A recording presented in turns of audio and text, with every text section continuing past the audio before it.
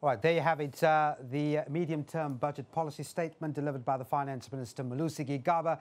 Let's get straight into analysis of this. Lesiba Mothata is with Alexander Forbes Investments. What do you make of it? Not an easy one. In fact, I think it's a medium-term budget of records, in that a record shortfall on revenue has been found at 50.8 billion rands. That hasn't been the case since 2009, the recession. Yep. Record increase in debt to GDP ratios over the horizon, over the envelope, about 6% higher. Potentially record taxes that could arrive from here in order to deal with the outcome that's happening. But of particular interest is that in the budgeting process, we now have another process that's introduced. What will happen since '94 is that a medium term gets put out, and that will give you certainty of what will be in the budget in the next month or two, in February. But now we're finding that there's a presidential task team that's been put together to deal with the sustainability of the fiscus, which is new. And in it, it's an admission that the path of fiscal policy is not on the right one. Yeah. But that introduces a new concern about what's going to happen in February, because there seems to be now a breakdown of that flow that we've gotten used to. All right, so let's break each one of those things out very clearly. Let's start with this revenue shortfall.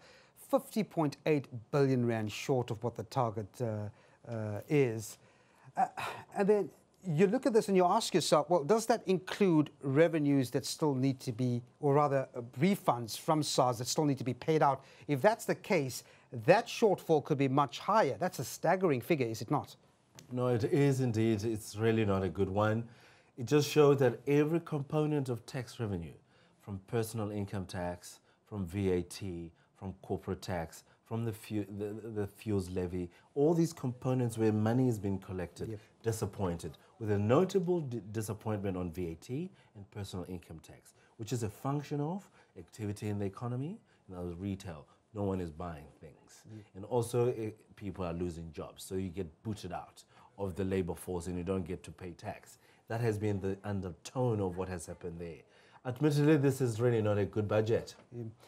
So, having said that, Lesiba, when you look at the ratings agency reaction to this, number one, we've got growth going lower on the estimate. From 1.3% in February, it now sits at 0.7%. As we said, the revenue shortfall is larger. And then we've got a budget deficit, 4.3% from 3.1%.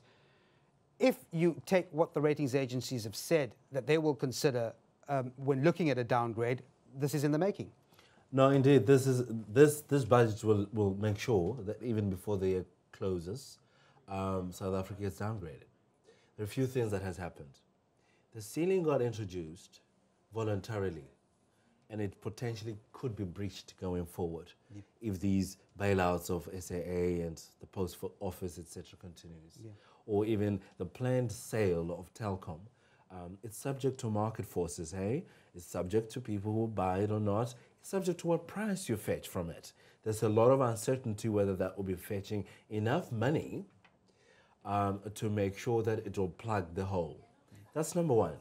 In the February budget, which looks completely different to what we have now, because I was using one variable as a measure, it is what they call the primary balance, which is revenue, expenditure before interest is paid. So what we find there is that it was planned to go up. In fact, to have a positive balance going forward in the next 3 years in February. That has nosedived into negative territory.